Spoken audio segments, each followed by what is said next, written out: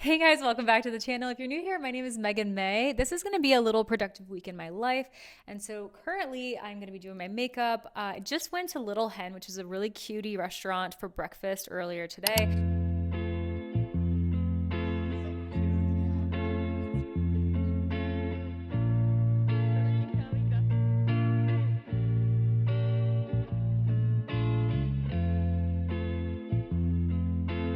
For our mocktails, this is a raspberry mule fizz. It's actually really good. It's delicious. What is one goal that you would like to achieve this year? One goal I'd like to achieve this year, I think like for fun, it's traveling to Europe again. Like there's so many countries in Europe that I haven't been to, so maybe it's go to Greece. I just want to experience things. I feel like I'm like working so hard all the time that I want to enjoy and have fun. So it's definitely like going to Europe, maybe another European summer. Ooh, nice. What makes you feel your best? What makes me feel my best is, I think, looking my best. I want to like feel good on the outside, also obviously from the inside, like putting good food in my body. We had those pancakes earlier, but like this is the real stuff I eat, like my protein, I have my eggs. So making sure that I'm fueling my body with like things that make me feel good. I like glowing skin, I like taking care of myself, working out, all the above. Relatable. What is one thing that you can do to be more confident? I think something anyone can do to be more confident is keep promises that you make to yourself. So if you say that you're going to wake up at a certain time, you go to the gym, make sure that you're not hitting the snooze button and like falling back to sleep. Make sure you actually like show up and do the thing. And I think like that stacks, that compiles. So like the more you continue to show up for yourself, the more confident you're going to be. How do you take care of your mental health? How do I take care? Just kidding. So how I take care of my mental health. I don't even like the word mental health, but I know it's such a buzzword because I believe like even in England they say, well, that person's mental. I feel like it needs to be taking care of your well-being, emotional well-being, your mental well-being. So I would say how I take care of my mental health is making sure that you're taking time out, knowing when you need space to relax and just be. I'm not that perfect at it. I definitely feel like I push through even when I'm not feeling great, and actually that in turn builds confidence though. Like when I'm not paying attention to my mood all the time. I think sometimes we are so focused nowadays on like, how do you feel about that? How does that make you feel? It's like sometimes, sorry, but screw your emotions. Sometimes you just have to show up and do the thing instead of like paying attention to like, well, I don't really feel like it today. Because if you want confidence, you can't sit there and pay attention to your mood all day. I don't know how to formulate my word as good as Megan. Sometimes, I don't know if this is crazy to say, but so like a lot of people are depressed, right? And they like focus on depression a lot. They're like, I'm depressed, I'm sad.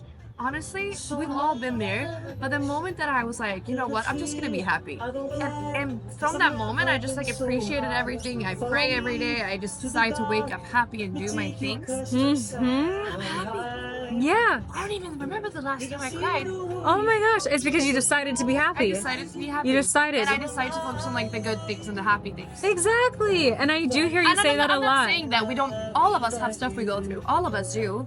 And we are, of course you're allowed to be depressed and have about it. That's not what I'm saying. But sometimes I feel like that takes such a like focus and a big part of somebody's life. Yes. I don't want to identify as depressed. No. Even if I was, I'm going to choose to identify as happy.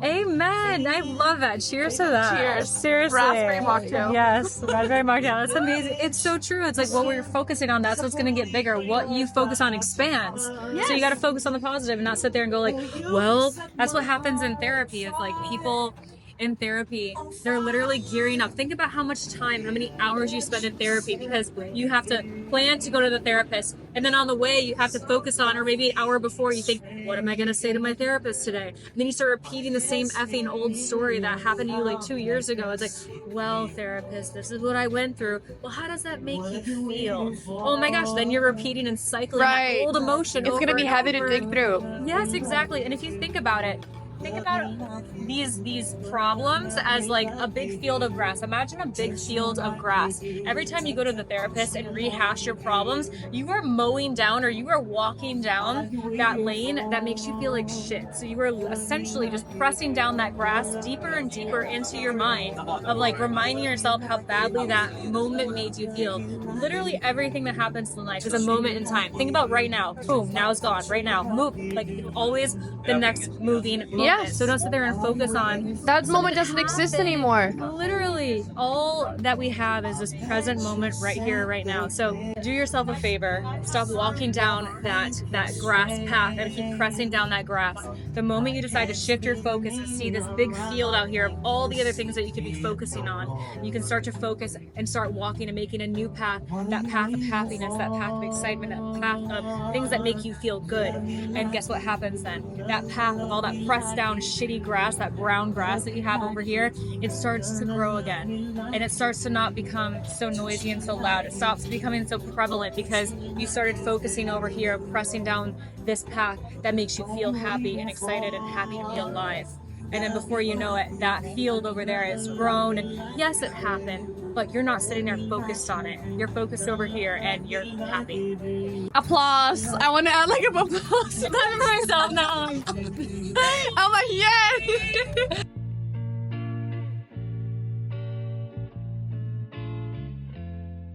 And so currently I'm going to be doing my makeup and a little touch up right now. This is the Hourglass concealer. I don't know if I'm like the biggest fan of this. I love how it looks like when I'm just looking at myself, but in pictures it shows up white, like ghost white, super flash. So I'm starting to look for like a new concealer. If you guys have a concealer you recommend, let me know, but otherwise I'm just using the Hourglass in the color Cotton. That's the one I've been using. That's my go-to right now. So what does your like makeup routine usually look like? I'm a person that does the same thing every time. You actually told me, Kaylin, about like doing different looks. I just feel like I'm always in a hurry, so I do like the same thing. I did switch up my blush recently, but makeup routine, concealer, I have a little bronzer underneath, but it's like Megan Made Miami sunscreen, concealer, bronzer, blush. I actually have eyeshadow on today, so this is about it because I don't want too much blush on since I already kind of have my makeup. Yeah, the blush I'm using right now, this is Milani in the color Dulce Pink. So I'm just gonna put a little tiny bit more on, but I also love NARS Orgasm blush, and that's it. All right, we're just gonna do a little bit of an unboxing. There's been a lot of things that I ordered that I've been really waiting to unbox on camera because I wanna show you guys what I got. So some of it is makeup. We have some like hair products, so we're gonna jump right in. So this is the Mask Fit foundation, and it's supposed to be super natural. It's supposed to feel like a second skin. By the way, none of this is sponsored. I'm not sponsored by any of these companies. It's literally stuff that I am just wanting to try. And this is in the color 21N Ivory. So we have that. So I got the color 21N Ivory and 17N Vanilla. I do know that I have a neutral undertone. It's not really like pinky or yellow, so I have to go with something kind of like neutral. This, I actually ordered 2 of these on accident. This is called Pink Dahlia. It's the stick blush. This is the color. It's really pretty, like a rosy pink, and it's Pink Dahlia, so you just like dab it on. And I like to put my kind of like cream concealer on almost like a sunburn, so it feels like this pink like flush look. And then of course you use the other side to just dab it out. And next we have the MAC lip pencil in the color Strip Down.